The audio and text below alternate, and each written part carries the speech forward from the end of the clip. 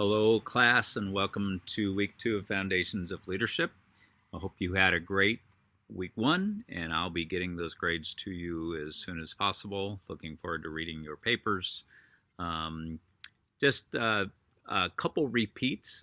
Make sure you look at the course material for week 2. It's much like week 1. You have a couple videos from Scazzero, and you're reading chapter 2, which deals with facing your shadow.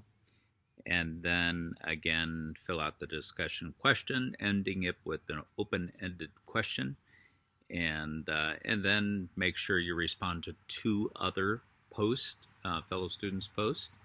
And then your assignment this week is another assessment, pages 58 and 59 in the Scazzero book. And just be honest as you fill out those assessments. Believe me, we aren't looking to be punitive in your responses. We are looking to help you as leaders, and we believe that this can be a great help. Definition of the shadow, facing the shadow. What is the shadow? And you'll hear this over and over again, but I just want you to sit in it for a minute. Your shadow is the accumulation of untamed emotions, less than pure motives and thoughts that, while largely unconscious, strongly influence and shape your behaviors. It is the damaged but most hidden version of who you are. It's the version below the waterline, if you will. And listen, all of us have shadows. All of us have dark spots in our leadership.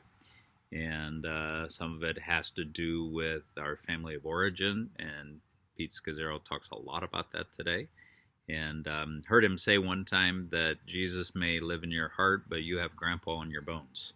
And, you know, your behavior, who you become, is largely a result of how you were born, where you were born, the culture you were born into, how your parents raised you. And that's true with us as parents. Our children are the same product of how we've raised them and what they've seen us model as far as appropriate behavior and inappropriate behavior. And so it's going to be a great week. This is one of those weeks that will challenge you, but may it be a good challenge. May it be, in fact, my prayer is that, as last week, that the eyes of your understanding would be enlightened, but that this week God would strengthen you out of Ephesians, the 3rd chapter, that he would strengthen you with his might, so that you can really see his desire on your life, because you have dreams and hopes, and you know it's my job as a teacher and your pastors and most of all the Holy Spirit. Man, we want you to be successful, and so face your shadow. And that doesn't mean you have to do some kind of big change in your life. It really just means becoming self-aware of what your shadow is. Now, some of that will call you to change. But really, what are your dark spots? Be self-aware and then stay far away from them.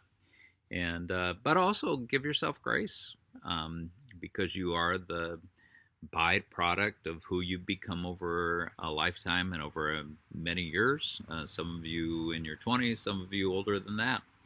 And so anyway, just want you to sit in that definition for a while and make sure you listen to the Scazzero videos. Pray for you this week. Look forward to seeing you online. God bless.